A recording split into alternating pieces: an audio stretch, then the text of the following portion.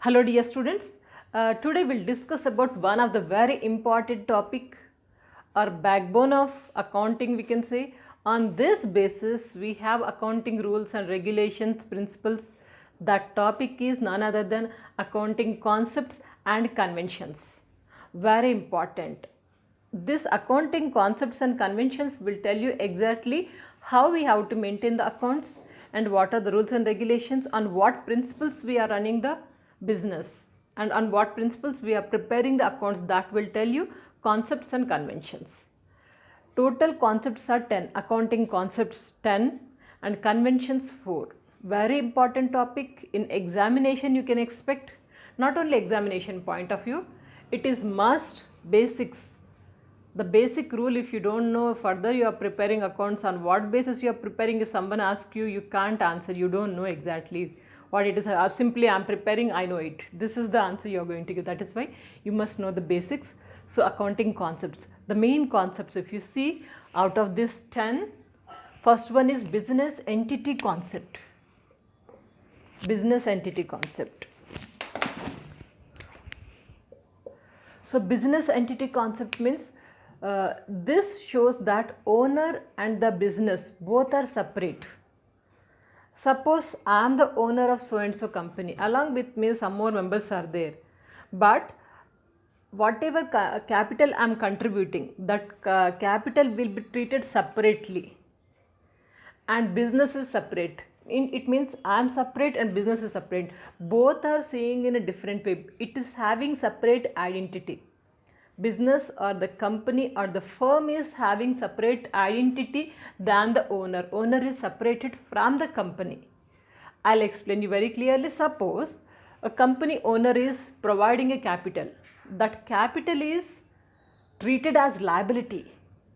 In fact, we can assume it as a capital, as an asset also. But we are treating that capital as a liability in the balance sheet. Why? Both are separate.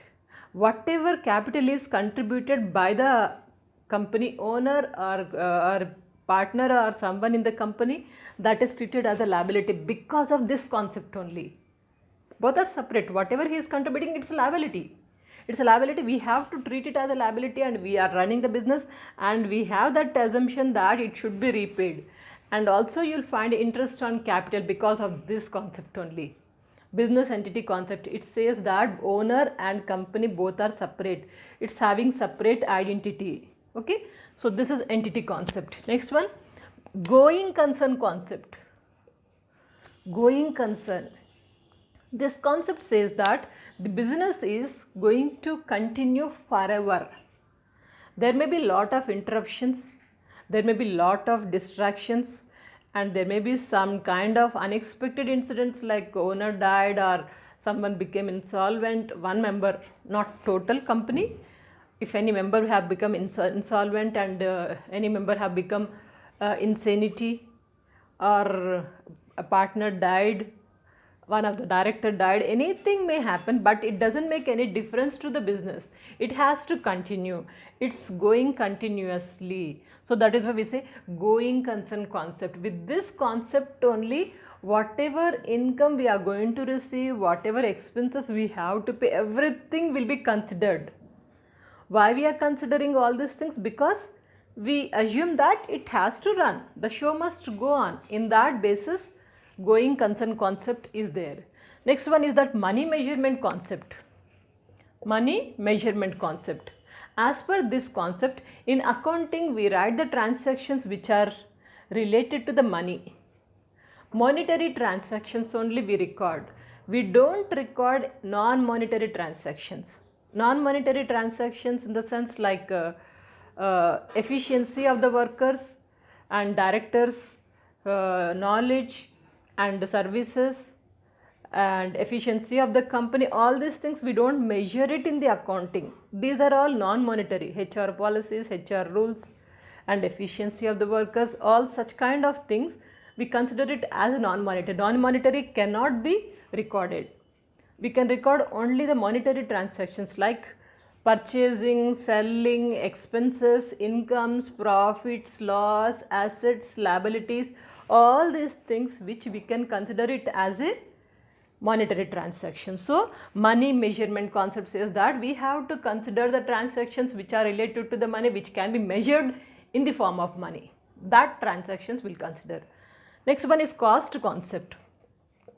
Cost concept says that every transaction is having some cost, like purchasing asset, cost is there, na? Selling asset, some cost is there. Remember this cost concept says that whenever you are purchasing any assets, at what rate you are purchasing, that price, that cost only we are recording into the accounts. We don't write the present value. Suppose say we have purchased asset 10 years back. 10 years back we have paid for that asset 10,000 rupees. 10,000 only recorded in the books. Right now maybe the value is 15,000 or 5,000. We don't consider, because cost concept says that how much amount is spent to acquire that cost, that only we will write. But however, remember, we'll write the depreciation. We'll consider the depreciation. 10 years back purchased asset. So that value will be slowly decreasing. The depreciation will consider. But cost will be written in the books. Whatever you have paid to acquire that asset, that amount only will consider. Market value we don't consider it here. Are you getting it? Next, accounting period concept. Accounting period.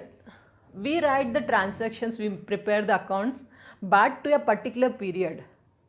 Continuously without any break, you are keeping on writing your accounts. It doesn't give you proper information.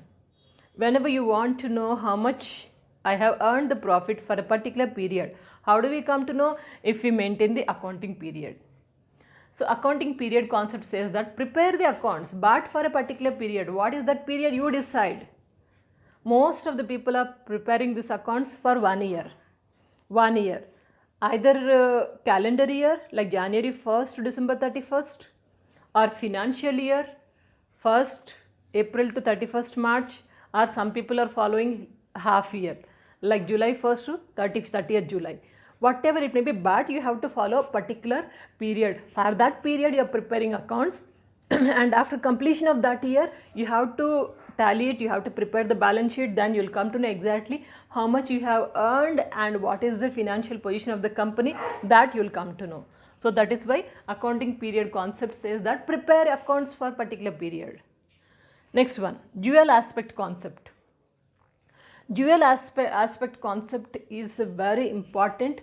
This concept says that for every transaction there will be two kinds of transactions will be there. For every transaction, two types of aspects will be there. For example, purchasing machinery. Purchasing machinery means I am purchasing machinery, means I am getting machinery, one concept. Another one is I am paying the price for that machinery.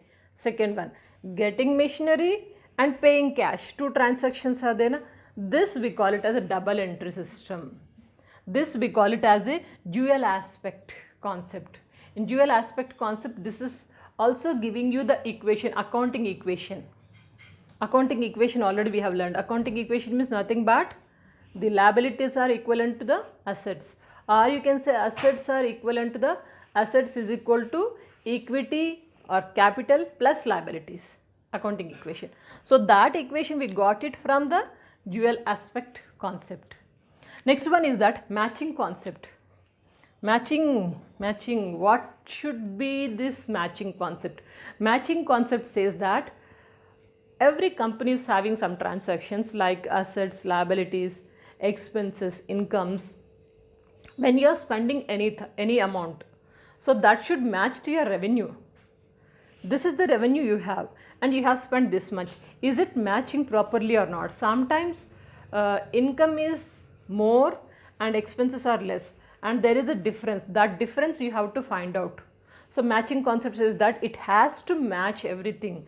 For every transaction there should be some evidence, and that evidence should match it, and what is your income, what is your expenses, and how many assets you are having, how many liabilities you are having. Everything it comes in the matching concept only. Next one is that realization concept. Realization concept says that whenever you are selling any asset, So that cost you have to consider, and at what rate you are selling. And this also says at what rate you have agreed to sell the products and what is the right now price rate. So both you have to consider it. Through an example I'll tell you. For example, I have sent goods to New Delhi. As per the agreement, I have to sell these goods on March 1st. I have sold it.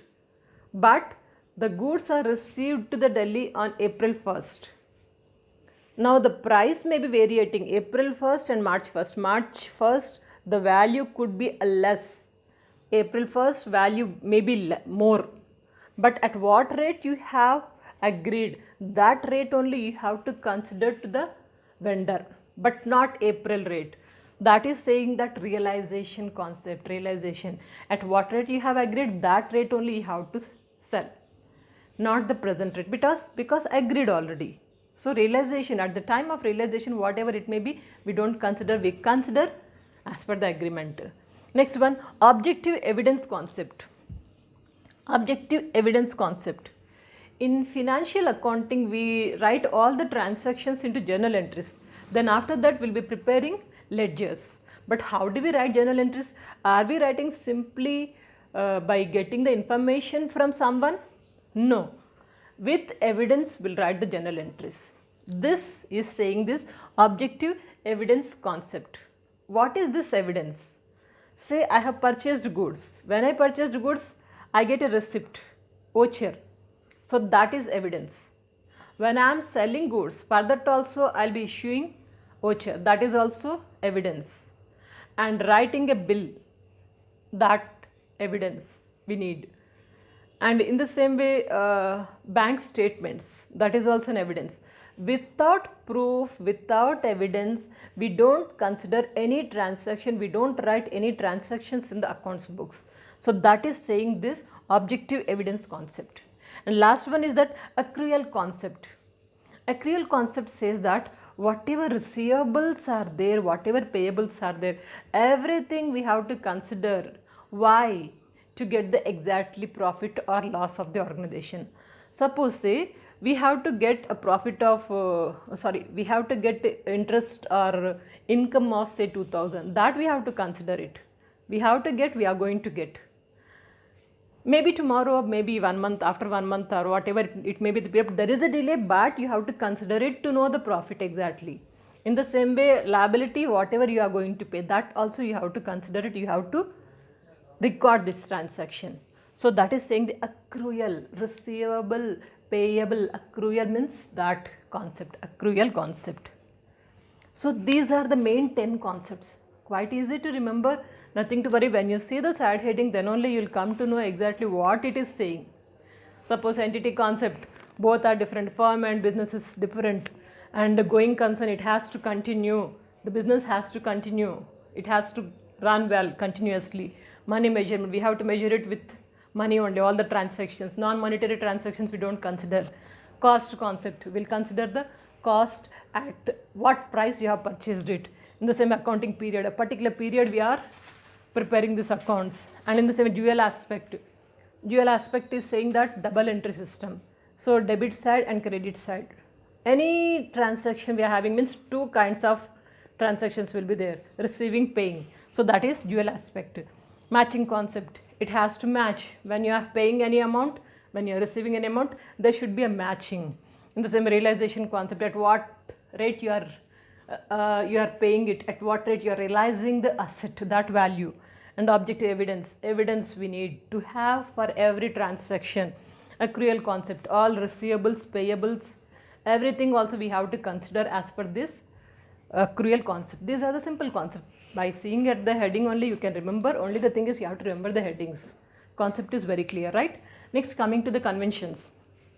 Conventions, exactly it will tell you what is accounting, how we have to maintain, how we have to consider it. Only 4 are there, 4 are very important. The first one is that convention of consistency. Convention of consistency. Consistency means stability. When we are preparing accounts, we have to maintain particular concepts, particular methods. We should not change it. That stability you have to maintain it. Unflexible. It must be always consistent. Example I'll give you. Suppose say we are preparing depreciation. When we are considering depreciation to calculate the asset value, you have to follow only one method. Say 1 year you are preparing one method, another year you are following another method, it makes the difference, it won't give you the accuracy of the accountancy. So that is why saying that consistency you have to maintain. Say first year depreciation you are preparing as per the straight line method, second year you are changing into diminishing balance method, then that variation you will find it. That is why always consistency you have to maintain. Whatever principles, whatever method you are going to follow, that you have to stick to that. Next one is that convention of disclosure. Convention of disclosure says that anything related to the business, that you have to disclose it. Don't hide anything. Don't hide any kind of concepts. You have to write everything. Convention of disclosure means anything related to the business you have to disclose it. Don't hide any kind of information. Best example I'll tell you. Suppose say I'm selling goods on credit basis. Credit basis means not selling on cash basis. Whenever I'm selling on credit basis, definitely creditors will be there. How many creditors are there? How many debtors are there? So that debtors you have to mention it here. And whenever I'm selling goods on credit basis, who are purchasing the goods, they are called as debtors. So out of the debtors, some people may not be paying the amount for what they have received the goods. If they are not going to pay, that will be considered as a bad debts. Bad debts also we have to disclose it very clearly. So we have sold this much on credit, this is received, this is not going to receive, which is not going to receive, we consider it as a bad debts. So that disclosure. Only one example I have given you. Like many transactions, it can be anything is related to the business, you have to disclose it. So this is saying the convention of disclosure. You have to mention it, everything A to Z related to the business. Next one, convention of materiality. Convention of materiality says that you write the transactions which are related to the business only. Which are not related to the business, don't include unnecessary stuff, unnecessary information into the accounts. Which are related to the present business, present organization, you write it. Don't overload the accounts with unnecessary information, which is not required. So that is why it says that convention of materiality, material related to the business only, consider it. Which is not required, don't consider it. Okay. Next one, convention of conservatism. Convention of conservatism says that go towards the profits and save on profits. Always go on save. You have to consider here what is required and what is not required, and how we are running the organization. That is very much important. Safety is important. For the safety point of view, here you will be considering the transactions which are related to the company only. Which is not related to the company, which is immaterial, that we won't be considering. We want to know only exactly the profits. And profits point of view, what we can do, what we can consider, that you are going to consider it in the convention of conservatism. Simple 4 conventions. That is, first one is consistency, disclosure, materiality and conservatism. You can just note down these points or take a screenshot.